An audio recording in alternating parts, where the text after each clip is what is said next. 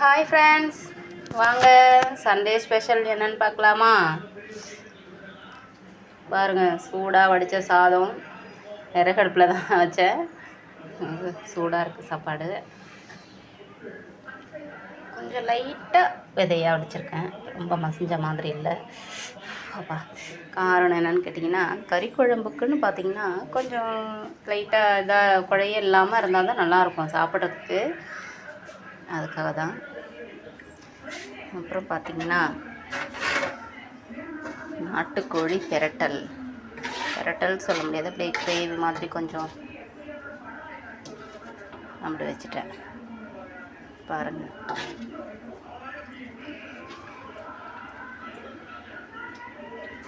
எப்படிங்க இருக்குது? சூப்பராக இருக்கா? வாசனை பயங்கரமான வாசனை, சூப்பரான வாசனைங்க. நான் சாப்பிடல நான். அடுத்தது பார்த்திங்கன்னா மட்டன் எலும்பு குழம்பு. எலும்பு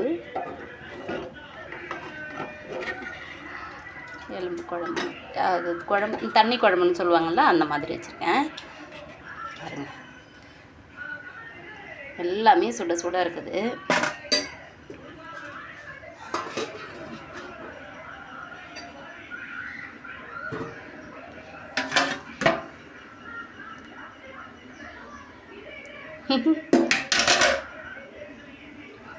பாருங்கள், நல்லா இருக்குல்ல? இதுக்கு மட்டும் கொஞ்சமாக ஒரே ஒரு தக்காளி போட்டு இத்தினோண்டு ரசம் மட்டும் வச்சேன்.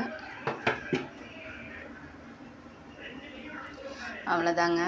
தம்பிங்களுக்கு சாப்பாடு போட்டு கொடுத்துருவோம். பசிக்குதுன்னு சொன்னாங்க, காலைல வந்து சரியாக சாப்பிட்ல அவங்க. சாப்பாடு போட்டு மூட்டை விடணும். உங்கள் வீட்டில் இன்றைக்கி என்ன சமையல்னு சொல்லுங்கள். பிடிச்சிருந்தா லைக் பண்ணுங்கள், ஷேர் பண்ணுங்கள், சப்ஸ்கிரைப் பண்ணுங்கள்.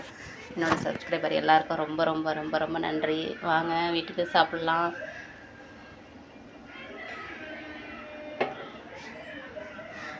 எல்லாமே விறகடுப்பில் தாங்க பண்ணேன். பார்த்திங்களா, விறகடுப்பில் தான் பண்ணேன். இங்கே கொண்டு வந்துட்ட வெயில் பயங்கரமான வெயிலுங்க. என்ன பண்ணுறது, கேஸ் கொஞ்சம் மிச்சப்படுத்தலாம் இல்லையா? இதுவே எல்லாமே இதுலேயே கேஸ்லேயே பண்ணியிருந்தேனாக்க, ஐயோ இவ்வளோ கேஸ் வேஸ்ட்டு பண்ணிட்டோமே அப்படின்னு மனசு கஷ்டமாக இருக்கும். இப்போ எல்லாமே விறகடுப்பில் பண்ணதுனால கஷ்டப்பட்டு பண்ணாலும் டேஸ்ட்டு சூப்பராக இருக்கும். அதே மாதிரி நமக்கு கேஸும் நமக்கு சேவ் இல்லைங்களா? அவசரத்துக்கு நம்ம யூஸ் பண்ணிக்கலாம். ஓகேங்க.